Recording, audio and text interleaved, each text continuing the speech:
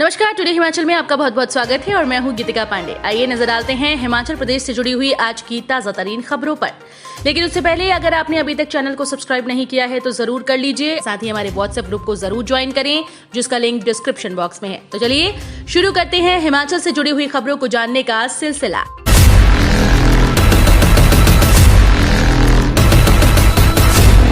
CM Jairam बोले, corona मामलों में बढ़ोतरी, तीसरी लहर की दस्तक, बढ़ सकती हैं बंदिशें।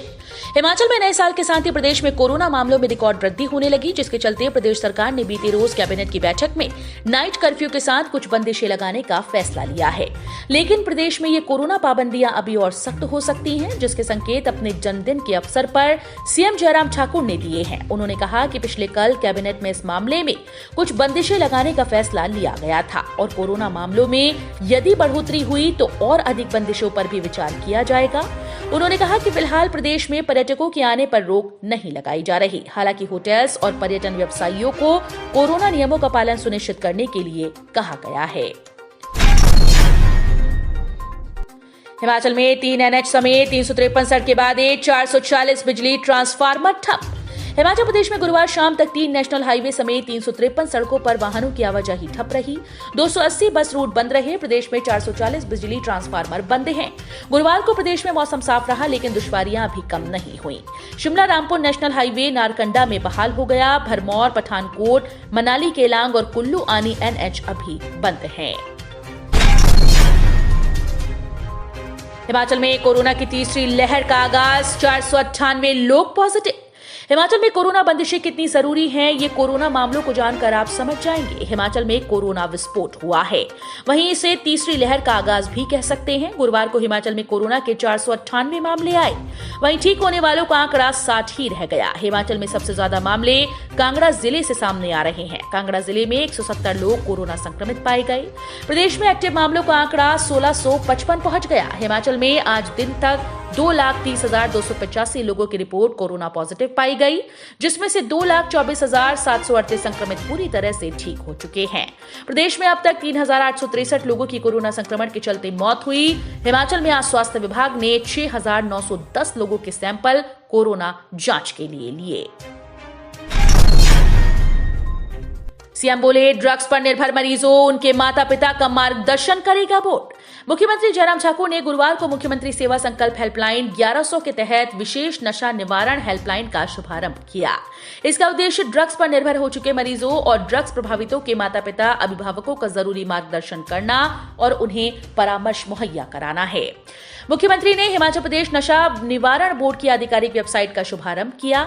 इसमें बोर्ड के विजन और भविष्य में प्राप्त किए जाने वाले लक्ष्यों की जानकारी दी गई।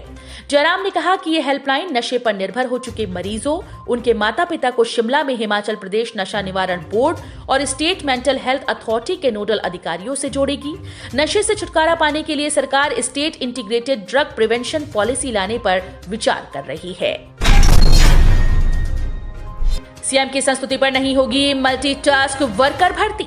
मुख्यमंत्री की संस्तुति पर नियम 18 के तहत अब हिमाचल प्रदेश शिक्षा विभाग में पार्ट टाइम मल्टीटास्क वर्कर्स की भर्तियां नहीं होंगी।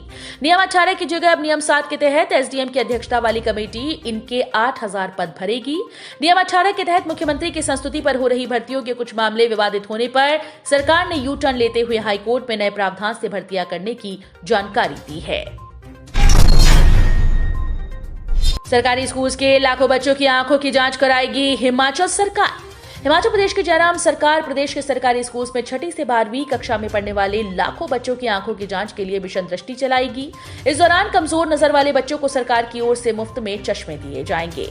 गुरुवार को होटल पीटर हाफ में आयोजित कार्यक्रम के दौरान मुख्यमंत्री ने अपने जन्मदिन के अवसर पर मिशन दृष्टि की शुरुआत की। मुख्यमंत्री ने इस दौरान करीब 25,000 से ज्यादा बच्चों की आंखें कमजोर होने की आशंका जताई। सीएम ने कहा कि वर्तमान दौर में काफी छोटी उम्र में बीमारी आ रही है, जो कि चिंता का विषय है। 57वें जन्मदिन पर सीएम जयराम ठाकुर ने पत्नी सहित डाली सराजी नाटी, बधाई देने वालों का लगा तांता। मुख्यमंत्री जयराम ठाकुर ने गुरुवार को अपना 57वां जन्मदिन धूमधाम से मनाया। उनके जन्मदिन के अवसर पर पूरे प्रदेश में विभिन्न कार्यक्रमों का आयोजन किया गया। जगह जगह पर केक काटे गए। खुद मुख्यमंत्री ने अपने सरकारी निवास ओक ओवर के परिसर में इस मौके पर सराजी नाटी डाली। मुख्यमंत्री के साथ धर्मपत्नी डॉक्टर साधना ठाकुर ने भी लोक नृत्य किया। 2000 में डोला पटवारी का ईमान रिश्वत लेते रंगे हाथों गिरफ्तार।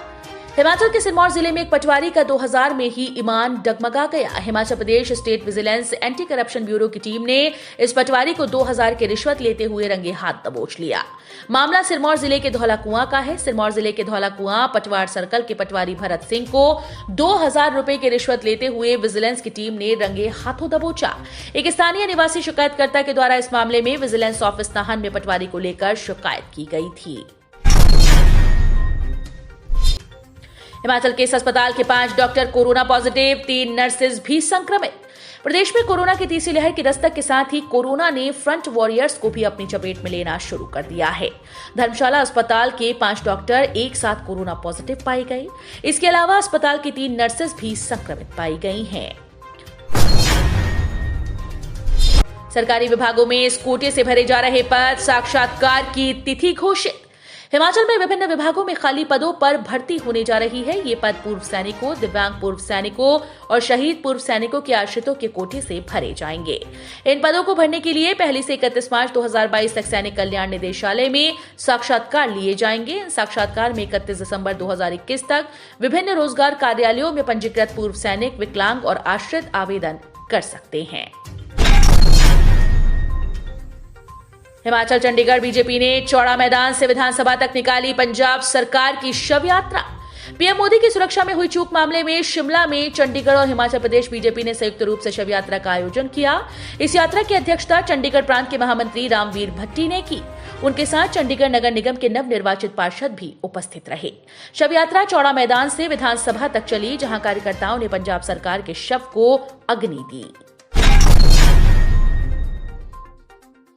कार की टक्कर से खाई में गिरी दूसरी कार, रामपुर के तहसीलदार सहित 5 घायल। साधुपुल के समीप जुनगा मार्ग पर वीरवार को एक कार ने दूसरी को टक्कर मार दी। टक्कर लगने के बाद एक कार 400 मीटर गहरी खाई में जा गिरी। सूचना मिलते ही स्थानीय लोग घटनास्थल की तरफ भागे। स्थानीय लोगों ने तुरंत 108 एम्बुलेंस को सूचना दी, जिसके बाद सभी घायलों को कंडाघाट अस्पताल लाया गया। जो कार खाई में गिरी थी उसमें त्रिभुवन, माला, दिनेश शर्मा व दीक्षा शर्मा सवार थे।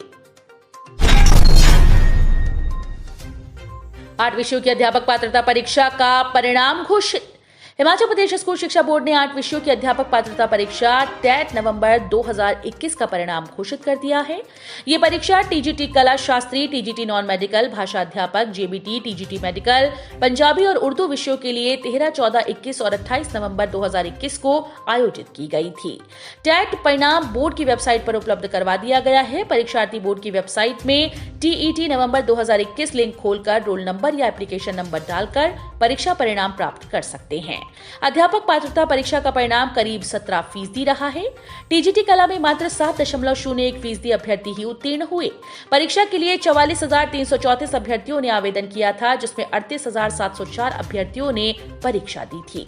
बोर्ड की ओर से घोषित किए गए परिणाम में मात्र 6,584 अभ्यर्थी ही पास हुए हैं।